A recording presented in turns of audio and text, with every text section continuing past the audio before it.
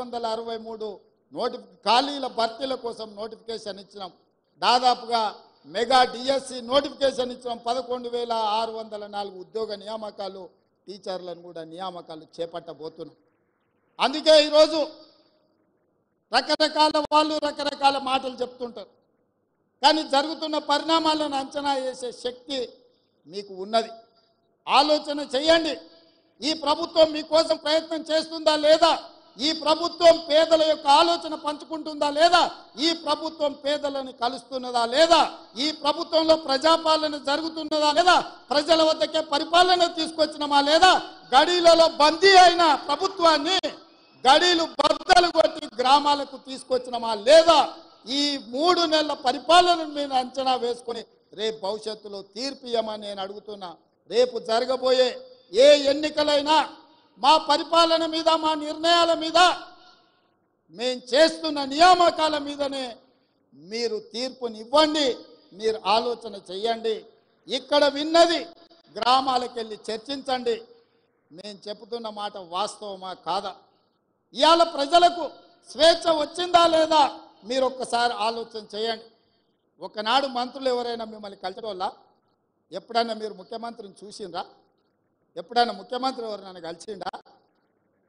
ఇవాళ పరిస్థితి ఉందా? మీరు ఎవరైనా రేవంత్ అన్న అంటే ఏందమ్మా వెనక్కి తిరిగి మాట్లాడుతున్నా కదా. మీ అభిమానంతోనే కదా ఇక్కడ ఉన్నది. ఈ అవకాశం మీరు ఇచ్చిందే కదా. మా తాతనో ముత్తాతనో ఇచ్చింది కాదు కదా. మా తాతలు ఇచ్చిన ఆస్తి కాదు కదా ఇది. అందుకే ఈరోజు మా ప్రభుత్వం, మా మంత్రివర్గ సహచరులు పేదలకు అండగా నిలబడాలన్న ఆలోచనతో నిరంతరం మేము పనిచేస్తున్నాము. ఇంకా చెయ్యాలన్న ఆలోచన మాకుంది. మీ ప్రోత్సాహం ఉండాలి, పెద్దల ఆశీర్వాదం ఉండాలి, మిత్రుల యువమిత్రుల సహకారం ఉండాలి. 35 సంవత్సరాలు రాబోయే కాలంలో ఈ దేశ సంపదను తీర్చిదిద్దే అవకాశం మీ చేతుల్లో ఉంది. ఒక మంచి సంపదను సృష్టించండి. ఇవాళ చాలా దగ్గరలో చూస్తున్నాం, యువత డ్రగ్స్ వైపు, గంజాయి వైపు, వ్యసనాల వైపు పోతున్నారు. విలువలతో కూడుకున్న జీవితాన్ని ఏ విధంగా ముందుకు తీసుకెళ్లాలో వాళ్ళకు విద్యాబుద్ధులతో పాటు సామాజిక బాధ్యతను కూడా నేర్పండి. ఈ మధ్య మా ప్రభుత్వం, మీకు తెలుసు, దాదాపుగా డ్రగ్స్ అనే పదమే ఈ రాష్ట్రంలో వినిపించొద్దు.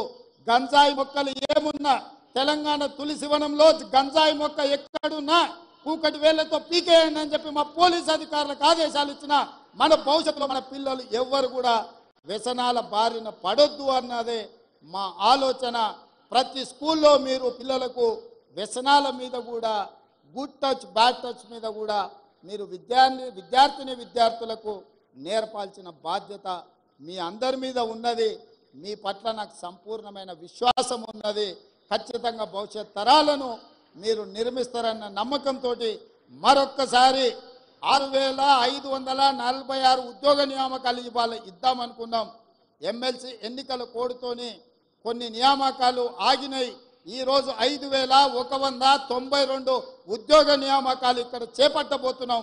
మిగతా వాళ్ళకు కూడా కోడ్ కంప్లీట్ కాగానే వాళ్ళ పత్రాలు వాళ్ళ ఇంటికి చేరుతాయి.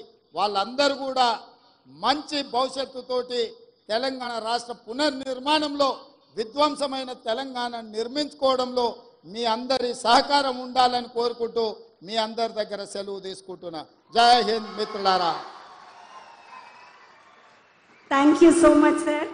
ప్రజాపాలనలో కొలువుల పండుగ 5,192 ఉద్యోగ నియామక పత్రాలు అందజేసే మహత్తర కార్యక్రమంలో అభ్యర్థులకు